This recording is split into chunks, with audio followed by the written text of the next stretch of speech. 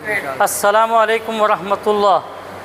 ડભોઈ મુસ્લિમ 22 ખત્રી સમાજનો આજ રોજ એજ્યુકેશન પ્રોગ્રામ હતો। એ પ્રોગ્રામના અંદર પ્રમુખ સ્થાને હાજી ફકીર મોહમ્મદ ખત્રી અને ઉપપ્રમુખ સ્થાને હાજી બિલાલભાઈ ખત્રી ગજીવાલા અને કમિટી તરફથી આ પ્રોગ્રામ હતો। એના અંદર 45 વિદ્યાર્થીઓને 1, 2, 3ના ઇનામ આપવામાં આવ્યા હતા અને 264 વિદ્યાર્થીઓને પ્રોત્સાહન ઇનામ આપવામાં આવ્યા હતા। અને પ્રમુખ સ્થાનેથી રજૂઆત હતી, તમામને એક વાત નસીહત કરવામાં આવી કે સમાજ આગળ કેવી રીતે આવે એજ્યુકેશનથી, તે લાઇનની વાતો રજૂ કરવામાં આવી હતી। ઉપપ્રમુખ સ્થાનેથી સમાજને કેવી રીતે આગળ લઈ જવા, સમાજના લગતું કેવી રીતે કામો કરવા છે તે લાઇનથી રજૂઆતો કરવામાં આવી હતી।